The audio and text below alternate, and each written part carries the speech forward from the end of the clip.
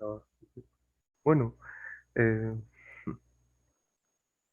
de todo comité ejecutivo, producción y de Fundación Biblioteca Virtual, el último bastión, le damos la más cordial bienvenida a la figura de don Gustavo Rodríguez. Por consiguiente, y como es propicio por la calidad de invitado que tenemos, vamos a proseguir en realizar un pequeño esbozo de su tan fructífera vida y, como no, carrera. Como ustedes bien saben, don Gustavo no es solamente un escritor notable, con una producción vasta y con tópicos de diferente índole, sino además de ello, y como dato no menor, es un comunicador, uno, a nuestro modesto parecer, uno de los más notables de todo el medio peruano.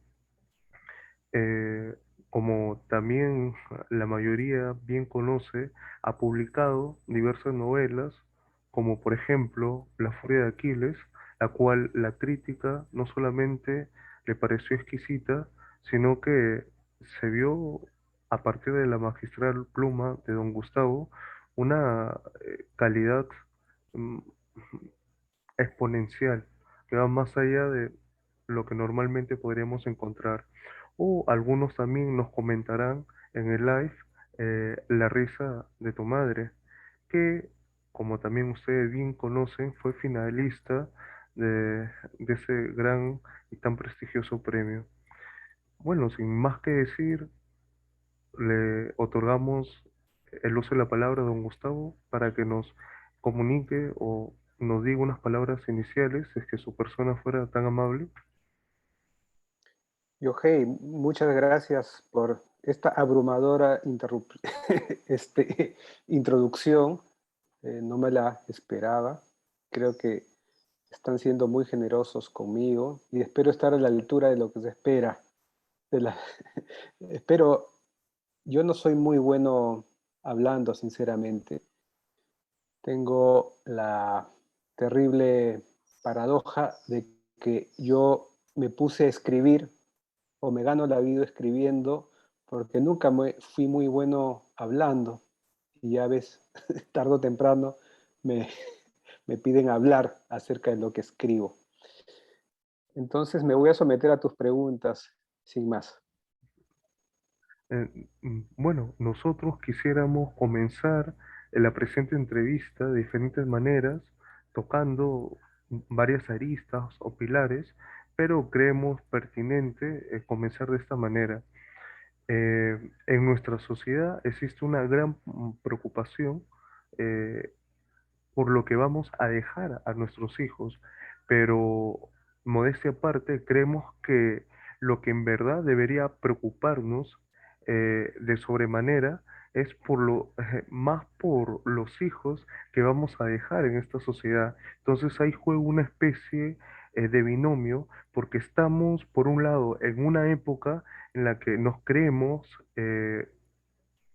quizás falsamente, que estamos educando propiamente a nuestros hijos, cuando en la actualidad muchas personas que ya ostentan ese clamoroso rol de padre, llegan a ser adultos prácticamente sin ser educados. Y ahí viene una gran paradoja, por lo cual es, según nos comentan algunos especialistas, casi seguro la infelicidad en varias partes o fragmentos de nuestra vida. Entonces, si bien es cierto, no hay prácticamente una receta o un tip determinado, eh, también pensamos que lo más prudente es siempre tener un poco de tino, juicio crítico, sentido común, pero sobre todo que no hay una forma visceral de educar a los hijos. Entonces, para su persona,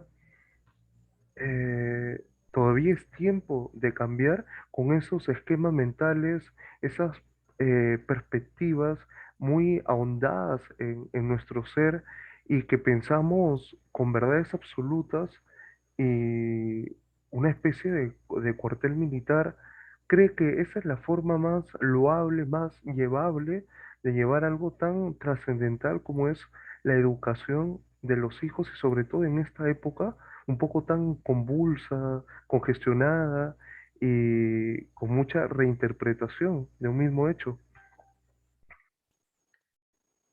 No olvidemos que los seres humanos en realidad eh, somos primates sofisticados. No debemos olvidar que en el fondo nos movilizan pulsiones sobre las que no tenemos mayor control. La pulsión de reproducirse es más fuerte, puede ser más fuerte que cualquier razonamiento. Entonces, la contradicción esta de que seamos animales salvajes por un lado, pero conscientes o extremadamente conscientes por el otro, nos pone en esas paradojas. Nos reproducimos sin pensar y a la hora de la hora tenemos que criar seres humanos que sean responsables con el planeta que nos ha acogido. Entonces yo creo que esta paradoja nos acompaña siempre y nos va a seguir acompañando. Me llamó la atención lo que dijiste al inicio, ¿no? De que nos preocupa el futuro del planeta o nos preocupa eh, nuestra descendencia, finalmente. Yo creo que el ser humano siempre ha estado preocupado por el futuro del planeta, no siempre, en ciertos momentos de la historia ha estado preocupado por el futuro del planeta o por su extinción. Claramente en la antigüedad, al menos en Occidente, al cumplirse los milenios, ¿no? Siempre había esta mitología sobre el fin del mundo cada cierto tiempo. Pero resulta que hoy estamos llegando a un momento en el cual ese fin del mundo, entre comillas, o el fin del mundo como lo conocemos para nosotros, sí es real. O sea, estamos en una época de cambios muy, muy fuertes, muy, muy, muy grande. Lo vemos, están cambiando paradigmas económicos, están cambiando paradigmas climáticos, la tecnología actual con la digitalización es una revolución que no se veía desde, probablemente desde la revolución industrial y quién sabe si desde la imprenta. Entonces, es natural que ahora nos estemos haciendo preguntas como la que tú me dices. Claro. Ahora bien, yo no tengo una respuesta para eso, así como no creo que la hayan tenido en su momento quienes se la plantearon hace 1000 años o en el Renacimiento. Eh, Lo que sí creo es que toda crisis trae a la larga respuestas beneficiosas. Yo creo sí en la resiliencia de la humanidad, en su capacidad para ponerse de acuerdo rápidamente a nivel planetario y sobre todo en estas épocas.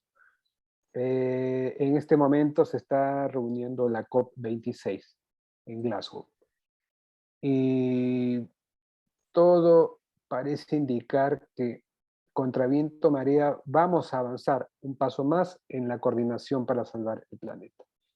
Y yo creo que eso, si eso se logra, eso inmediatamente va a aterrizar en la manera en que vamos a formar a nuestros hijos en relación al planeta.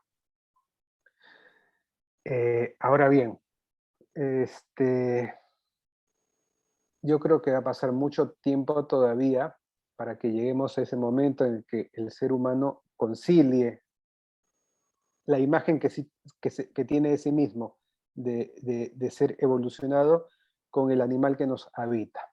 Es decir, que ese manual para ser padre que hace mucho tiempo eh, reclamamos, va a demorar en aterrizar en una escuela para padres. Yo creo que nos vamos a seguir haciendo este tipo de preguntas todavía en lo que va del siglo, porque estamos en épocas convulsas y el razonamiento tras la convulsión viene bastante después, ¿no? De la pesadilla. Y tras ello nos viene como en tono de evocación el aspecto de la educación, porque si es que nosotros podemos ver de manera consuetudinaria la educación, como bien sabemos, y del común denominador falla muchas veces, sobre todo en demasiadas cosas que normalmente pasamos por alto y con las que quizás de una u otra forma no nos ponemos lo suficientemente serios, y es ahí donde los padres, cuando toca educar, tienen mucho que hacer, porque la responsabilidad es sin duda enorme. Y nosotros pensamos, quizás nos podemos equivocar, si es así, nos desautoriza con total apertura y pertinencia, que no se nace propiamente maltratador ni tampoco machista, sino que eso quizás se aprende por imitación, principalmente porque hay que decirlo, en casa, pero también en la figura tanto del padre y, como dato no menor, la de la madre en sí. ¿Qué perspectiva tiene usted de ello? A ver, yo tiendo a pensar que tratándose de fenómenos sociales, humanos, las respuestas no pueden ser únicas. Siempre hay complejidad. Y sí, estoy de acuerdo en que el entorno forma al ser humano, pero eso no quita que tampoco pueda haber un mandato genético que está detrás de nuestras acciones, ¿no? ¿Hasta qué punto hay genética, hasta qué punto hay influencia del entorno? Bueno, eso no lo sé, pero creo que ambas son importantes, dignas de escuchar. Lo que sí es cierto es que tendemos a pensar en la educación como una actividad por la cual se llena de contenido a un ser humano, ¿no?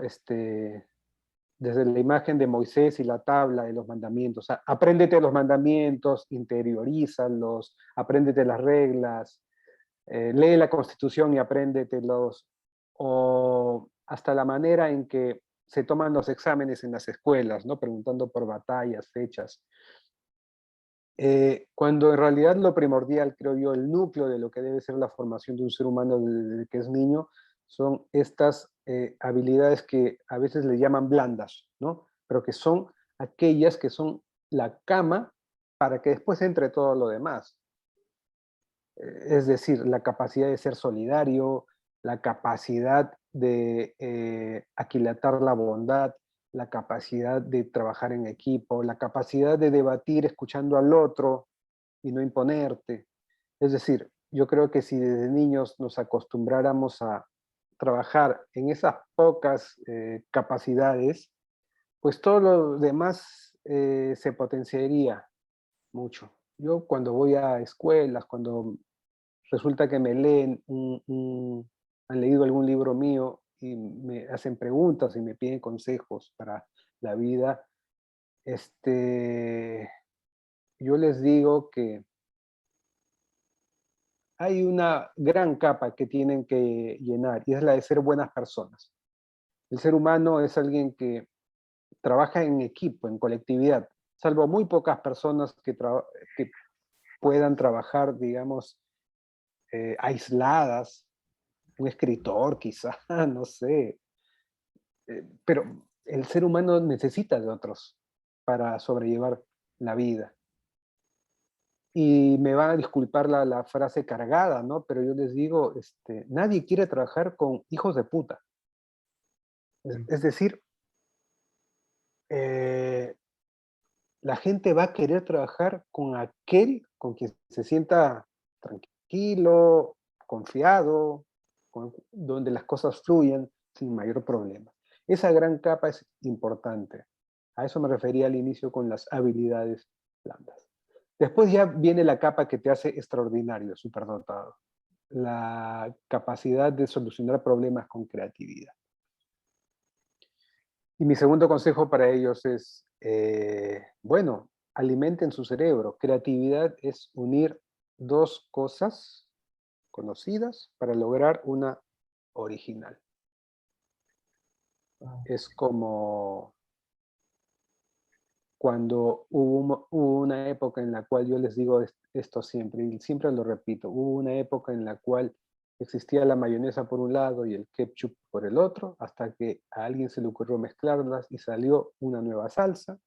Todos sabemos cómo se llama esa nueva salsa, y nació un universo nuevo asociado a esa nueva salsa, recetas, platillos, sándwiches.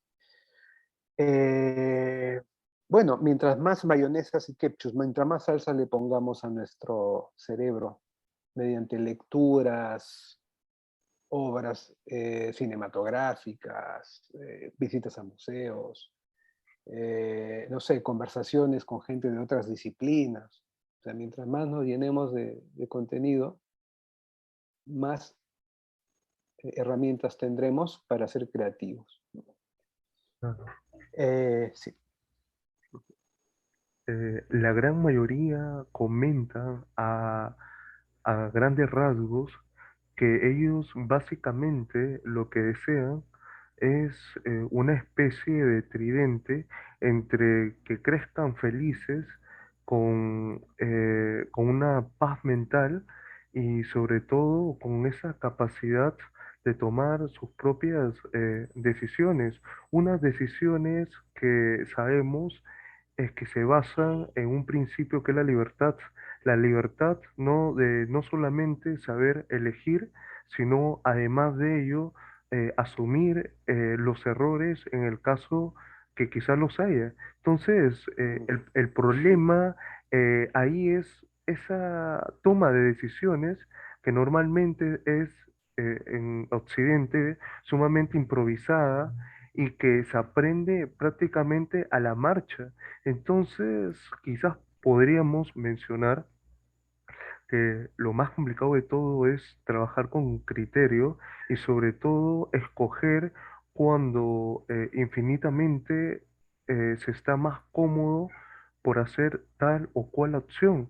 Entonces, muchas veces se quiere encapsular, se quiere colocar barreras, a veces hasta mentales, que terminan siendo demasiado contraproducentes para que el mundo no ensucie, no manche esa pulcritud que pueden tener nuestros hijos, pero que a la larga termina como arrastrando como una forma de eslabones que computan una cadena perfectamente unida y nos decimos en qué momento, en qué situación o en qué ítems se realizó tal acto y uno prácticamente lo ha dejado ir. Mira, yo, o sea, desde un punto de vista discursivo, aplaudo el libre albedrío, estoy de acuerdo con la libertad de elegir y todo lo que acabas de decir. O sea, la libertad es uno de esos valores que más hay que defender. Sin embargo, yo tiendo a pensar que eh, todo concepto tiende a ser una ficción, o sea, una construcción humana.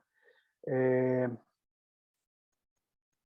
Porque de verdad, ¿qué hay detrás de la elección que cada uno emprende? Es decir, em, todos creemos que somos libres cuando decimos, ah, puedo optar entre el sabor de chocolate o de fresa al comprar un helado. O sea, y tenemos la ilusión de que somos libres porque podemos elegir entre ambos sabores. Pero, ¿en qué momento se nos apareció en el cerebro las ganas de comer helado? O sea, si das un paso atrás, ¿de dónde viene, o sea, eh, las ganas de comer el helado? ¿Fue elegida o no esa gana? Entonces, si vamos a lo que nos dicen los neurocientíficos en los últimos años, es que la libertad de elección en realidad es un mito científico.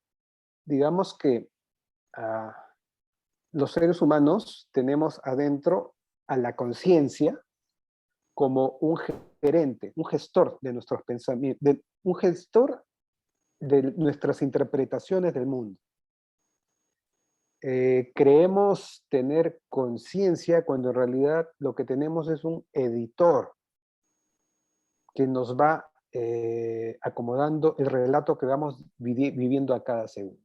y nosotros nos vamos creyendo ese relato que vamos construyendo desde niños. Uno es el relato que se cuenta de sí mismo a la larga. Eh, por lo tanto, y claro, siguiendo con ese tren de pensamiento, eh, si a cada segundo nuestro cerebro va captando estímulos y nuestro gerente, nuestro editor, los va ordenando y los va acomodando de tal manera que nos parece que somos coherentes, si eso se da minuto a minuto, este, hay mucho del azar que entra ahí. O sea, ¿por qué optaste porque te guste esto y no lo otro? Es por eso que muchas veces asistimos con asombro a muchos políticos que se desdicen, ¿no? O sea, después de algún tiempo, antes eh, decían con mucha convicción A y a los meses terminan diciendo con mucha convicción B, incluso contradiciéndose, ¿no? Y de verdad, o sea, uno puede pensar o que son o muy cínicos o que de verdad están creyendo lo que se están diciendo. Y yo muchas veces pienso, no, yo sí creo que está creyendo lo que dice. Lo que pasa es que el editor que tiene en su cabeza, digamos, no editó muy bien la historia para ser creíble ante el resto. Él es creíble ante sí mismo, pero el resto no lo percibe así. Eh, con esto quiero decir, para volver al tema de la educación y la crianza, que era lo que decías al inicio, que creo yo que eh, criar a un ser humano, tenerlo a nuestro cobijo, implica crearle el mejor ambiente para que su relato sea lo más armónico posible, lo más, si lo sometes a violencia, si lo sometes a maltrato, si lo sometes a tiranía,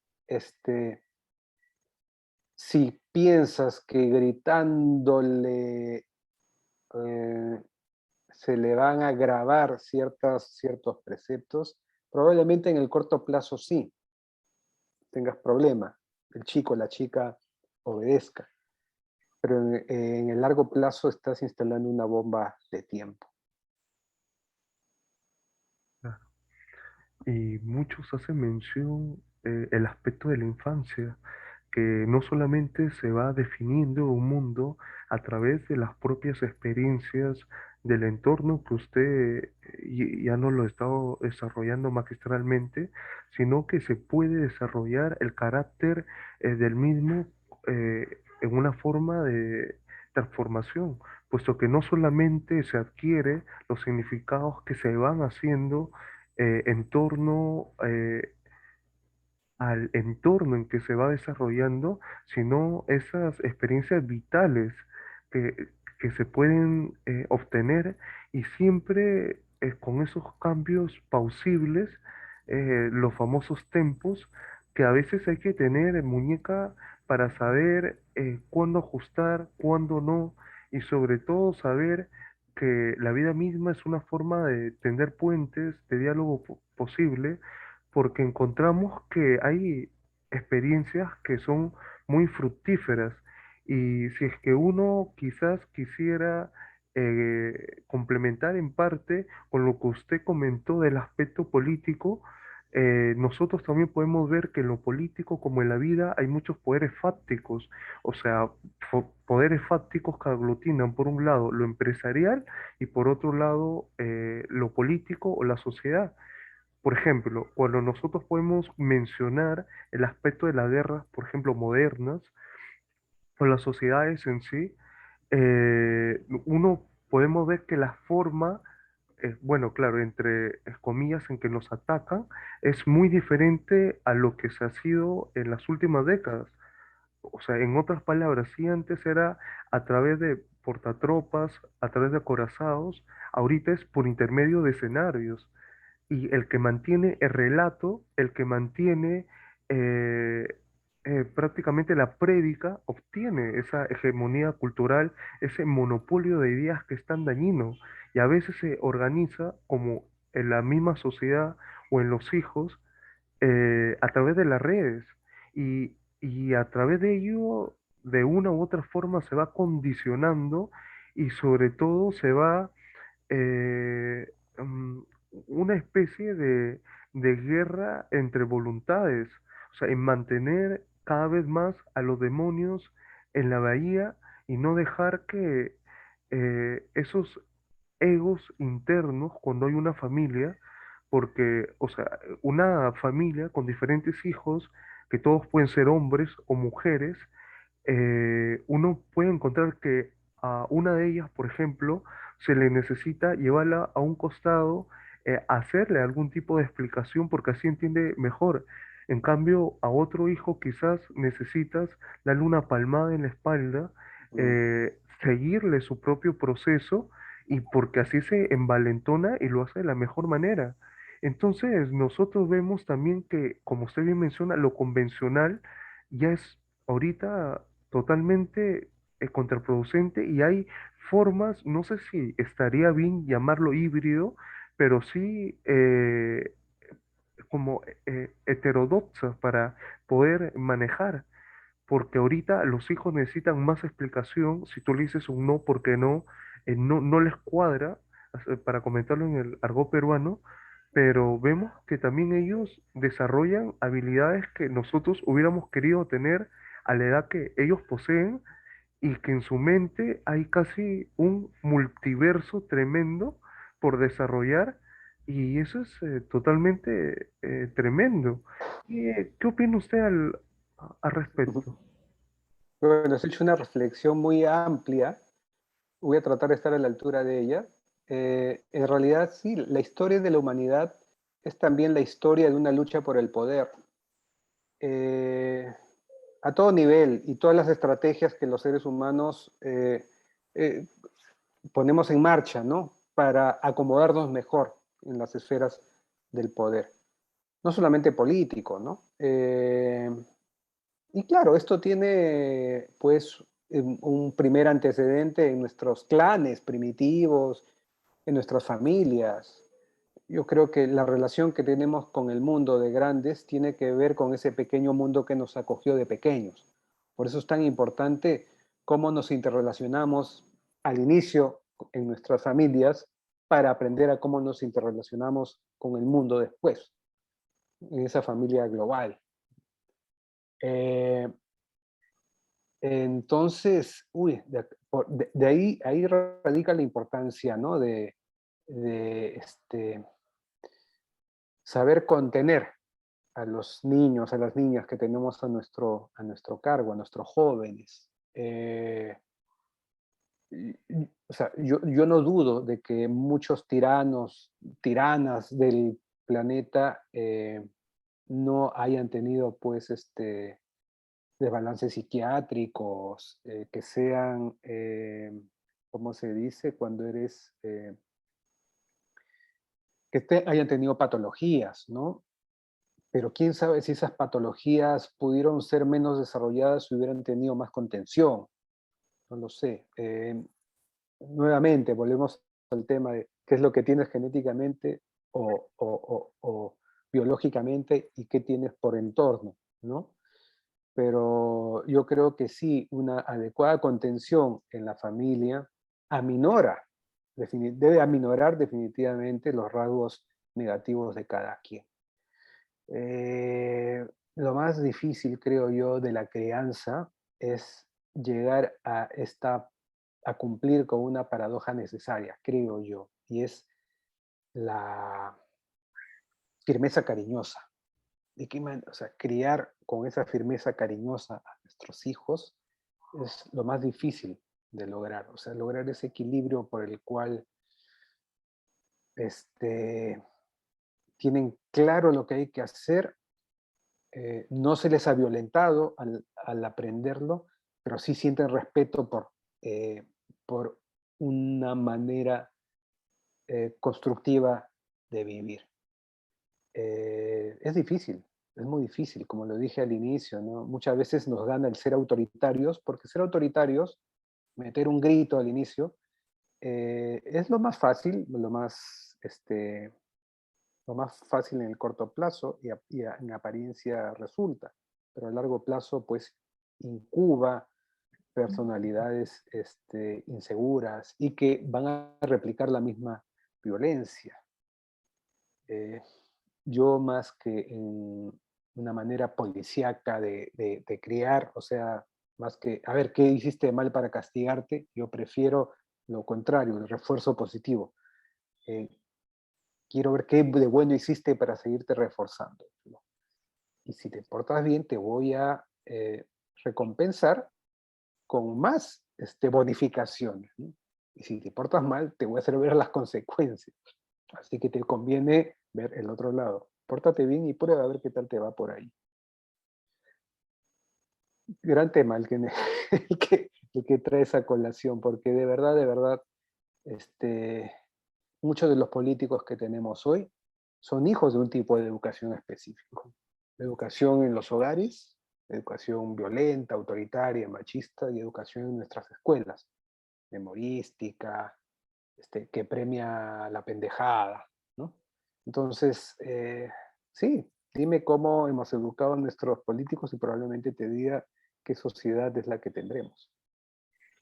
Y en muchos aspectos, lo más complicado de todo, por así decirlo, es que muchos, por decir, como ya se está viendo en los países, contratan a los mejores psiquiatras, a los mejores antropólogos, sociólogos, y no solamente condicionan, sino manipulan, y eso es lo más tremendo, y también podemos ver eso en la relación de los amigos, de los hijos, que están metidos en una u otra cosa y de una forma caen arrastrados en ello, como también la misma sociedad en sí. Y ello resulta muy complicado porque es casi una tragicomedia o un melodrama que puede quizás espantar a una parte para hablarlo en toponimias literarias, a una parte del lector, pero también a otra, como le parece un poco sublime, las tragedias propias de la misma interacción diaria de vivir una vida, sobre todo en nuestros países, eh, tan a la criollada, a esta a estos peruanismos propios de que si no hago ello soy un sonso y etc, etc. Entonces, nosotros, por ejemplo, eh, queríamos también, si es que usted le, o si nos quiere comentar respecto, qué opina a lo que le hemos mencionado? Mira, bueno, es claro que para el entretenimiento, para la narrativa, el drama es importantísimo, es fundamental. O sea, sin conflicto no existe literatura. Sin conflicto no existe teatro, sin conflicto no existe Netflix, no existe HBO, no existe entretenimiento si quieres, y tampoco existe pues ese mecanismo por el cual uno se proyecta, se identifica, hace catarsis, ¿no? Porque la ficción sirve para eso, para verte reflejado y hacerte procesar tus propias cosas.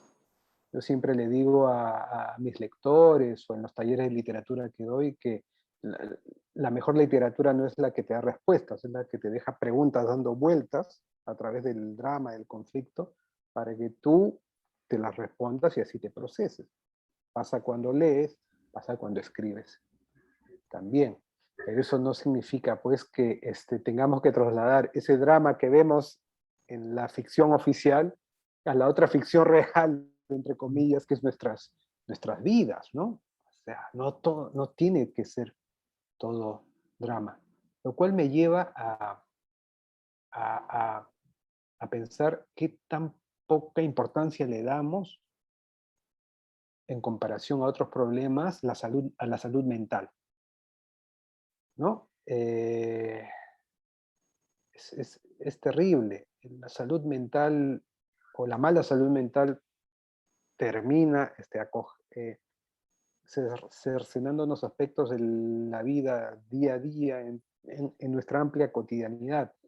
Desde el hombre que te contesta mal o no quiere darte una ayuda hasta el que te grita pues con el claxon pegado a la mano, ¿no? En el tráfico. Y es todos esas microviolencias van generando pues una atmósfera que termina corroyendo. Eh, sí, o sea, a mí me parece muy importante la labor de los terapeutas, los psiquiatras, me parece que son necesarísimos, necesarísimos que nos procesemos a través de la palabra, a través de compartir lo que nos acoge, a través de la medicina también, en determinados momentos, en determinados casos, en muchos casos, en realidad. Pero nuevamente, ¿no? Siempre a la larga es mucho más barato prevenir que diagnosticar, ¿no? Que tratar de curar. Y usted, por ejemplo, nosotros recordamos con bastante nostalgia, con bastante alegría, Madrugada, la cual, Mm, por ejemplo, no es para nosotros solamente una historia bien contada, sino una oportunidad de trastocar al lector, trastocarlo para que no sea simplemente un lector poco álgido, sino latente de paradigmas y de dudas por resolver. Porque, o sea, si nosotros vemos en retrospectiva cómo usted pudo plasmar que la historia, o sea, gire en un prototipo de joven, una joven muy apasionada, una joven muy versátil, emprendedor en sí, y ese nombre que usted también le otorgó, Trinidad, es como decimos en el argot peruano, como cayó como anillo al dedo, porque de una forma, como muchos microempresarios de estas famosas pymes, no solamente se dedicaba a la confección de ropa, sino también paralelamente a ello, y como surge o se vio ahondado ahora aún más en época de pandemia, diagnosticada una enfermedad producto de una vida entre un poco difícil, entre algo austera, pero muy engorrosa en sí, porque nosotros vemos zonas muy contaminadas, y ahí viene el dato álgido, pero hay que decirlo, de la minería ilegal, porque en el hoy por hoy, ¿quién te va a donar un riñón?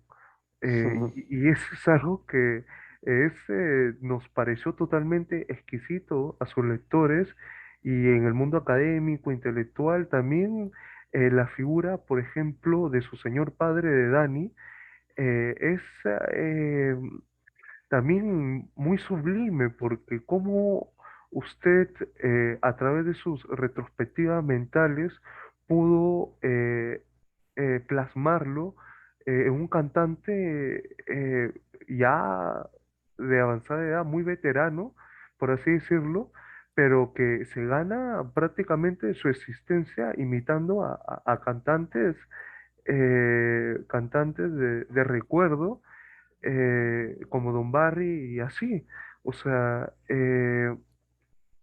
cómo a su persona le surgió eh, Madrugada, qué barreras mentales tuvo para poder llevarla a cabo, cómo su persona se sintió al momento en que el libro se sintió corregido, qué siente usted al momento en que sus lectores le dan diversas eh, explicaciones de algo que viene de sí mismo. Y a veces usted se ha preguntado, no solamente con Madrugada, sino con sus diversas obras, cómo ello surgió de usted. Te agradezco mucho esta pregunta porque permite cerrar esta conversación con digamos, un sobrevuelo, ¿no? Sobre cómo manejo yo eh, mi ficción cuando la aterrizo en el papel. Eh, Mira, Laura Riesco alguna vez dijo que ella no era una escritora, sino una mujer que escribe. Yo digo que no soy un hombre que escribe, soy un animal que escribe. Soy alguien muy intuitivo, muy, muy intuitivo. Creo que lo que me pasa a mí también le pasa a la gran mayoría de colegas míos. Es decir, que en el caso de las novelas, uno no se sienta a decir, ah, voy a escribir una novela sobre esto porque quiero hablar sobre estos temas. Esto sería una manera muy planificada, muy cartesiana de ver el arte, quizás, ¿no? Mayormente, creo yo, a los novelistas nos damos cuenta, después de haber escrito la novela, por qué es que nos pusimos a escribirla. Y en el caso de Madrugada, ya en retrospectiva, creo yo que lo que quería era eh, indagar en dos dimensiones que se encontraron ahí, en esta obra. Una es, quería procesar la familia de la que provengo, o sea, mi madre, mis hermanos. El personaje de Dani de los Ríos, ese cantante de covers, loquísimo, encarna bastante a mi hermano mayor, músico también. Mi madre también de alguna manera está retratada, mi otro hermano también. Entonces ese microcosmos que hacíamos cada vez que voy a esa casa está colocada. Y la figura de Trinidad, la hija de Dani de los Ríos, sí es una construcción eh, eh, totalmente, ¿cómo diría? Inconsciente quizá. O sea, creo que lo que ha ocurrido es que en los últimos años yo me he hecho muchas preguntas sobre el machismo, la condición de ser mujer en Perú, la condición de ser mujer en América Latina, eh, eh, el, el tema de lo racial en nuestra sociedad, lo ilegal, y terminé creando, poniendo en este personaje, en Trinidad, a los centenares o miles de casos de mujeres que conocí a lo largo de mi vida que han tenido que luchar para llevar su vida adelante con eh, lastres que los hombres no necesariamente tenemos. Entonces de ahí nace este personaje, ¿no? Trinidad, que busca a su padre por un trasplante finalmente, ¿no? Y son estas dos dimensiones la que te digo, ¿no? La del mundo de, de Dani Los Ríos, que de alguna manera es el mundo de mi familia, y el mundo de Trinidad, de esta hija que lo busca, que es el mundo de la mujer en América Latina, que termina por hacer colisión y, y que termina haciendo galopar a la novela, ¿no? Hacia su final, en paroxismo.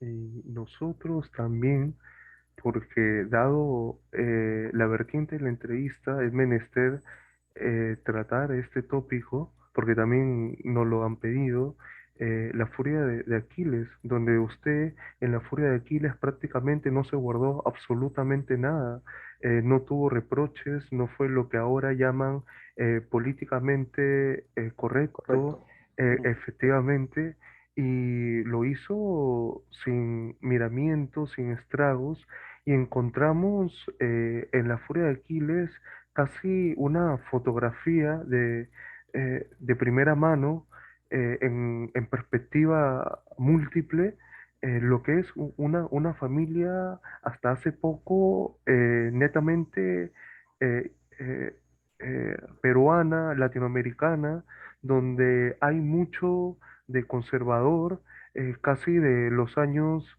60, 70, y vemos que a veces ocurre hasta en el hoy por hoy. O sea, vemos quizás esa ausencia de un padre que es muy notorio en prácticamente grandes pasajes de su novela y de alguna manera, quizás con la primera edición o quizás también con la última, vemos que esa carta que usted escribe propiamente al protagonista. Entonces, eh, vemos que su persona siempre dice las cosas como son, duelan aunque duelan. Me imagino que sus colegas, que los padres de los hijos de, eh, de, mm, bueno, de sus señores, de sus pequeñas hijas, o bueno, ahora que no están tan pequeñas, cuando se percataron que usted había producido algo de esa índole, les habrá parecido muy entre paradigma, anodadado y así. Mm. Mira, yo te confieso que cuando yo escribí La Furia de Aquiles, yo tenía 29 años más o menos, 30 quizá, y lo único que yo quería era acometer el reto de terminar una novela, nunca lo había hecho, y de alguna forma reconciliarme con mi adolescencia y lo que yo pensaba de chico sobre lo que implicaba el futuro cuando vienes de un hogar provinciano y conservador. Eh, y algo me dijo que no debía guardarme nada, que debía ser que no debía censurarme. Yo a veces ahora, hace tiempo que no releo La Furia de Aquiles, ¿no? Pero a veces sé que hay pasajes que, que son muy escatológicos o muy crudos, ¿no? Con respecto a al descubrimiento de la sexualidad, por ejemplo. Y cuando un tiempo después me enteré de que esa novela, esa misma novela, iba a ser leída en los últimos años de algunos colegios, Mm. sobre todo sin saber, en el colegio de mis hijas también, pues me preocupé. Yo cuando escribí esa novela no pensé que iba a ser leída por adolescentes o jóvenes, o gente muy joven, ¿no? Eh, pero afortunadamente todavía existen reductos que ven que la literatura tiene que ser el espacio donde podamos conversar o debatir con crudeza, finalmente. Porque si el arte no te incomoda, si el arte es algo que vas a ver con comodidad, dudaría de que sea de verdad arte, ¿no? El arte tiene que cuestionarte, incomodarte o en todo caso hacerte preguntar varias cosas. Eh, y sí, pues imagino que algunos padres de coetáneos o coetáneas de mis hijas pueden haberse, digamos, sorprendido. Y en estos tiempos de corrección política, pues no faltará, ¿no? No faltará quien vea los diálogos de las mujeres en Madrugada, en mi última novela, y se escandalice. Pero yo no escribo para ellos, obviamente, ¿no? Y usted, en el aspecto de su última novela, retomando, ¿qué significado tuvo Madrugada justamente en este momento de su vida, pero sobre todo en su trayectoria literaria?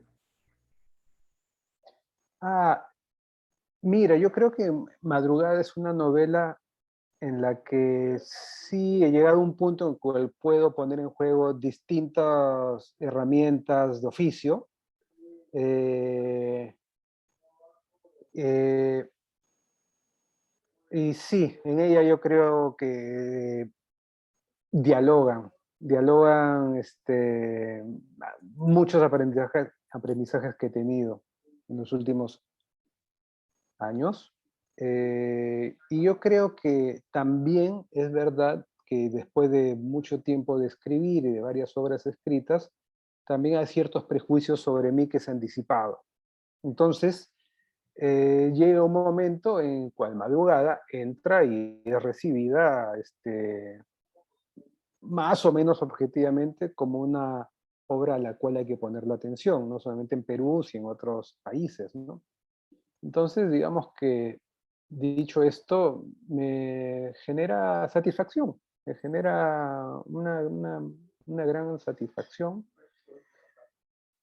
teniendo en cuenta, eso sí, que uno nunca deja de aprender y de ser retado. Y vamos a ver si en mi próxima novela me invento algún tipo de reto que me permita salir airoso. Eso. Y, y usted considera que su fuente de inspiración, esa fuente de agua viva, eh, es producto de su núcleo familiar, o sea, en otras palabras, que tanto sus hijas como su familia son siempre ese retablo que usted tiene que volver permanentemente y que en parte eh, es lo más indispensable. Sí, bueno, yo creo que un escritor que te diga que no se alimenta de su entorno te va a mentir, ¿no? Uno, de alguna manera, eh, echa mano de aquello que lo ha hecho sentir. O sea, en realidad, así como ocurre con los intérpretes, ¿no? Con los actores, los cantantes, un escritor de alguna manera es un medium. O sea, trata de trasladar al papel, a la pantalla, las emociones que vivió y trasladárselas al lector. Eh, y claro, los acontecimientos que nos han marcado y nos han hecho sentir y que podemos revivir al momento de escribir, usualmente vienen de la gente que más hemos querido, que más queremos, ¿no? Entonces, sí, pues la familia, mis hijas, al inicio no eran mis hijas, obviamente, pero eh, últimamente yo sí siento el influjo de ser padre y lo que he sentido al ser padre, al criar a mis hijas, ese influjo lo siento impregnando mi literatura, disfrazándose de tramas, disfrazándose de alter egos, ¿no? Pero sí, lo veo alimentando mi literatura. Mire, le queríamos comentar algo muy pequeño. Tenemos alrededor de unas 10 preguntas, queríamos tocar tres de ellas. ¿Le parecería a Ujú. usted? Bueno, Sí.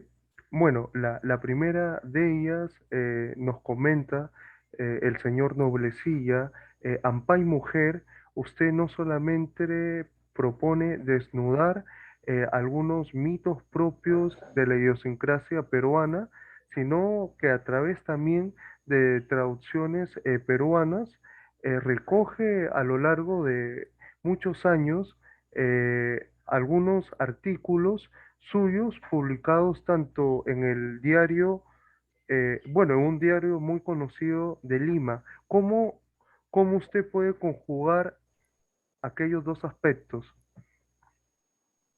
mira, yo creo que Ampay Mujer y, y traducciones peruanas están unidos por el hilo del antimito. Es decir, eh, creo yo que siempre me ha gustado desterrar esas creencias que nos habitan, y sobre las cuales no nos preguntamos si serán verdad o no, ¿no? No me gusta mucho cuando la gente acepta sin cuestionarse cualquier cosa que escuche o que lee.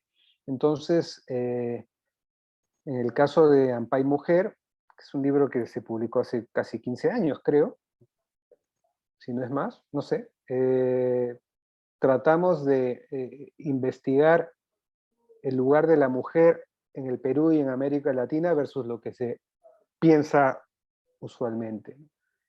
Y en el caso de, y mira, en una época en la cual no se hablaba tanto de deconstrucción, de feminismo, ¿no? Como se está hablando ahora. Y en el caso de traducciones peruanas, sí, hay una dimensión que es traducir, es decir, tratar de llevar a un lenguaje más cotidiano eh, ideas, nociones académicas. Pero sobre todo es las ganas de desmitificar muchas cosas que nos decimos socialmente los peruanos. O sea, Nos la desmitificación para mí es algo que sí, que me obsesiona, en mi no ficción al menos. Macarena y Brisa, dos amigas que estudian en Toulouse, nos comentan que usted qué sintió cuando recibió tantas distinciones a la creatividad en lo que es publicidad, tanto en el Perú, pero sobre todo en el extranjero, y nos pide que si también pudiera responder las campañas que usted ha realizado y han estado tanto a lo largo y ancho del país. Gracias. Ah, mira, sí, cuando eres premiado por lo que haces, uno te sientes gratificado, obviamente, ¿no? Te sientes muy bien contigo mismo, sientes que estás haciendo una buena labor. Sin embargo, si tengo que retroceder a aquellos años en los que ejercía solamente la publicidad, también es verdad que de alguna manera fui alguien envanecido. Alguna vez yo escribí un artículo que se llama Los trofeos no son besos de tu Ujú. madre o algo así. Eh, Creo yo que llegó un momento en mi vida en que le di demasiada importancia a esas gratificaciones, a esos reconocimientos. Eh, y descubrí una conexión con mi pasado. Descubrí que eh, mi padre no, yo sé que mi padre me quería mucho, yo lo quería mucho a él, pero físicamente no estuvo muy presente en nuestro día a día, porque él era, desde el punto de vista patriarcal, el que llevaba el alimento a la mesa, estaba más ocupado trabajando que otra cosa. Las únicas veces que yo lo veía, digamos, orgulloso de mí o que mostraba efusividad, era cuando a fin de año, en el colegio, yo pequeño, me premiaban y yo salía con mi diploma y mi papá me aplaudía y después me llevaba a comer algo y me gratificaba por haber ganado un premio. Ojo con eso.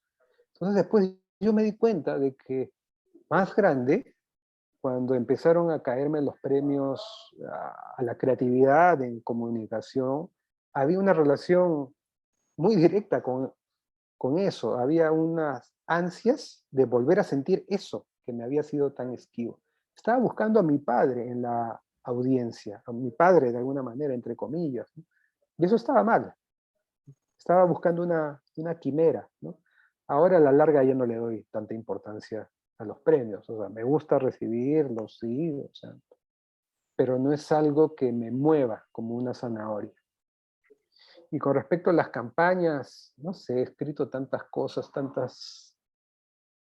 eh, pero hubo una pieza gráfica que, o sea, yo sé que muchos me hablan de Yungay y el éxito que fue esto del diario Ojo y algunas campañas más, pero a mí me llama mucho la atención la manera en que se gatilló un sentimiento nacional cuando plasmé en un aviso eh, la novedad de que el Perú estaba peleando en el extranjero la denominación de origen del pisco. Y hice diseñar pues un racimo de uvas con la forma de Sudamérica, en la cual la parte de Chile, esa parte más delgadita, estaba desgajada, ¿no? Como pelada. Poner ahí Chile despídete del pisco fue como que una declaratoria que viralizó esa imagen cuando no se decía la palabra viralizar, porque no existía en las redes. Se viralizó a través de correos electrónicos, a través de, físicamente incluso. Yo me acuerdo que esa Navidad había gente que vendía polos con esa imagen, ¿no? Y toda la, eh, y toda la, eh, y todo lo que ocurrió después, el fenómeno del pisco, que ayudó a cimentar algún tipo de identidad este, en aquella época, pues a mí me llama mucho la atención. De cómo un simple aviso pudo detonar tantas cosas a la vez. Lo cual me habla de que finalmente la narrativa siempre ha sido mi brújula. Es decir, yo siempre he querido contar algo. Ahora lo hago más francamente, ¿no? A través de mis novelas, mis relatos o mis artículos, pero incluso cuando me dedicaba a crear anuncios, lo que me llevaba en el fondo, lo que me llamaba en el fondo era contar una historia que impregnara el pecho. Y sin saber, yo siempre he sido un narrador desde pequeño, un narrador que en un momento de su vida se dedicó a la comunicación. Joaquín Alberto nos dice que de las mayores satisfacciones que usted ha podido tener en su vida es la Asociación Recreo y le consultamos, ¿es así? Sí, sí, y le agradezco el comentario, porque, a ver, Recreo fue una asociación que lanzamos y que más que yo lideró Javier Arévalo, mi gran amigo y colega escritor, y en la cual me uní con todo y juntos vimos la manera de llevar lectura a las escuelas. Gracias a la tenacidad de Javier se implementó el plan lector que hoy tienen las escuelas en el Perú. Y más adelante, con Teresa Bullón, empezamos a construir bibliotecas en las escuelas, además, para acercar el libro, no solamente para que fuera comprado, sino para que ocurra en nuestro país aquello que es tan natural en sociedades desarrolladas, que un niño tenga acceso al libro sin tener que pagar por él. Eh, me dio satisfacción porque yo estoy completamente convencido de que yo no estaría aquí hablando con ustedes si no hubiera leído de niño, si alguien no me hubiera acercado un libro con amor, con cariño, con afecto. Entonces, al entablarse en mí de niño la relación lectura igual afecto, lectura igual gran momento, lectura igual acogimiento, eh, yo no estaría acá. Yo soy lo que soy por lo que leí. Un pequeño paréntesis, sobre todo Julio Verne, Ricardo Palma y El Flaco, ¿es así?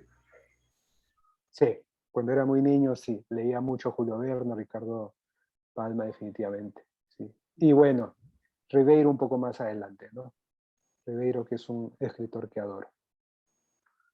La familia Queiroz nos pregunta si nos podría hablar sobre su consultora de comunicación y a la vez nos pone énfasis de ese gran portal que nosotros bien lo conocemos e ingresamos de manera muy total, que es Jugo de Caigua. Si nos pudiera ahondar un poco en ello, si le fuera posible. Sí, claro. Yo sí tengo una consultora de comunicación eh, que es muy pequeña, pero que dirijo con, ¿cómo lo diría yo? Es verdad, lleva mi nombre, entonces tiene que llevar mi filosofía. Y en realidad, eh, en los trabajos que yo suelo, eh,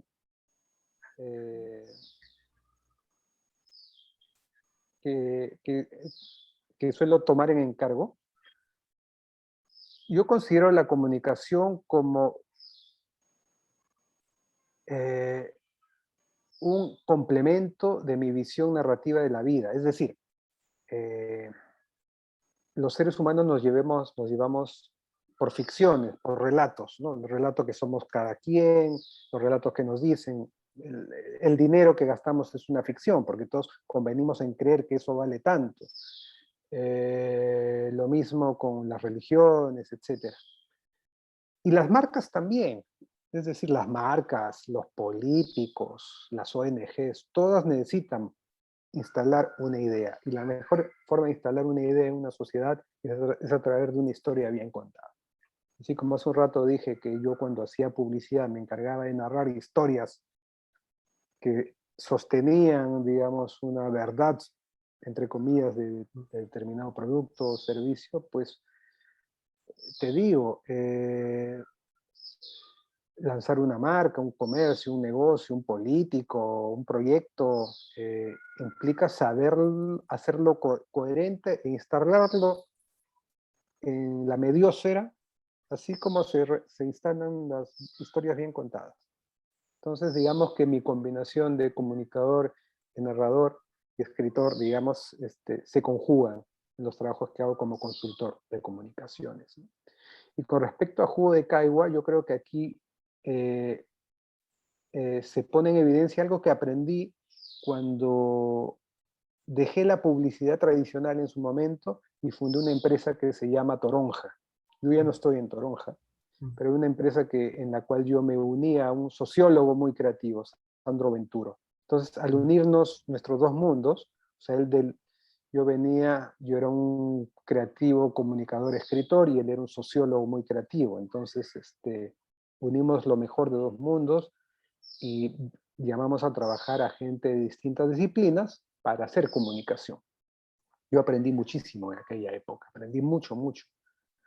Y cuando en la pandemia, por un tema contractual, no pude llegar a un acuerdo con el comercio para seguir escribiendo en la página de opinión del comercio, dije, bueno, crearemos, pues, ¿qué tal si creamos nuestro propio espacio para hacerlo? Y llamé a gente muy, muy solvente de otras disciplinas, muy creativa también, para hacer lo mismo que he hecho en Toronto. Escribamos sobre lo que sabemos, tratemos de interpretar la realidad que nos rodea ahora a través de nuestros filtros particulares. Y es así como le damos a los lectores, oyentes y videntes de Jugo de Caigua eh, la posibilidad de interpretar la cotidianidad, no la cotidianidad, interpretar el mundo que nos rodea a través de esas lupas, de esas lentes, ¿no? Y digo, hablo de oír porque no solamente es que entregamos el artículo diario, sino que se los puede escuchar en podcast, está en Spotify o en todas las plataformas.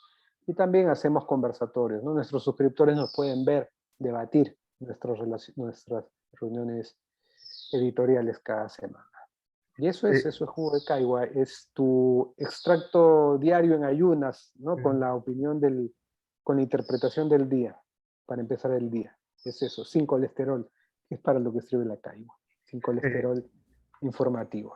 Nos Eso. escriben cerca de 3 a 4 personas y prácticamente englobamos las preguntas en esto. ¿Qué es lo que se viene en Jugo de Calvo? Si les podría comentar a grandes rasgos, si les es posible.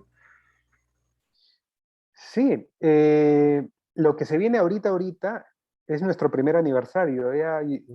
un año se fue rápidamente y estamos organizando y por lanzar el Caigua Fest. Va a ser un festival de la palabra eh, con sentido. Va a ser un festival en el cual cada uno de los jugueros de Caigua, o sea, los 7 que participamos día a día en Jugo de Caigua, vamos a entrevistar a personalidades que admiramos y vamos a tratar de descifrar qué es lo que trae el futuro mediato, cuáles son las nuevas tendencias en cultura, política, economía, ciencias. Empieza el 8 de noviembre y si ojalá es gratuito, van a poder vernos a las 7 de la noche todos los días. Y si no pues nos pueden ver en directo, pues podrán verlos en las plataformas que tiene Jugo de Caigua. Eso. Nos hacen también énfasis sobre su gran podcast para todo el público hispanohablante, que es Machista con Hijas. Entonces, acá nos escriben de Mar de Plata y nos dicen que les resultó sumamente gratificante que un país muy clasista como el Perú se haya desarrollado una iniciativa de ese tipo y lo felicita. Ah, muchas gracias.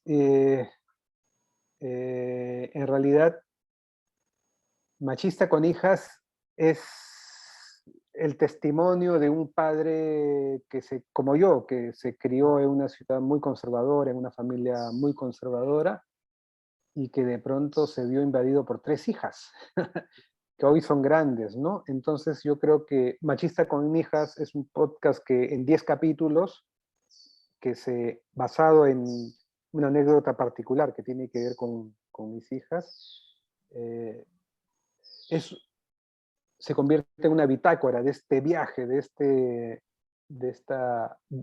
desaprendizaje.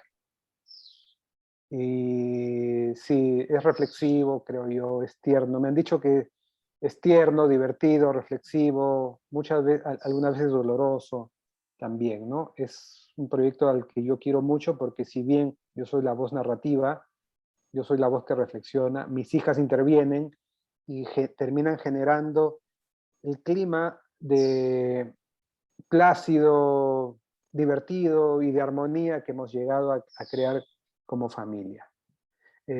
Machista con hijas está en la plataforma Podimo. En mis redes sociales está un enlace para que puedan entrar gratuitamente a escucharlo.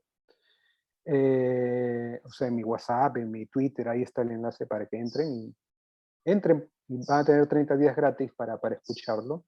Y ahora se lanzan en versión libro, porque sí, le ha ido muy bien en varios países de Iberoamérica, para mi sorpresa. Y espero que lo puedan disfrutar. Y con este cherry me despido feliz, feliz de que me hayas invitado. De verdad, le he pasado No, muy bien. de nuestra parte, lo último y nos despedimos. ¿En qué redes se le puede encontrar? ¿Cuál va a ser su última producción literario de cualquier índole? Sí, y con ello ya cerramos. Pueden encontrarme en Twitter como Gustavo Escribe, en Instagram como Gustavo Escribe, en Facebook tengo mi página Gustavo Rodríguez, autor, y mi próxima obra de ficción va a ser una novela que se llama 30 kilómetros a la medianoche. 30 kilómetros a la medianoche. Ahora que hemos hablado de machismo, de hijos, de padres, de hijas, tiene que ver con eso, esa novela. Es un tema que me ha abordado en los últimos tiempos. Bueno, de todo producción, comité ejecutivo de Fundación Biblioteca Virtual, El Último Bastión, le damos las gracias por esa apertura, ese cariño para nosotros, sobre todo por su paciencia. Y bueno, como se despiden allá en India y en Nepal, namaste y buena fortuna, maestro. Buena fortuna para ustedes también. Muchísimas gracias. Agradecido.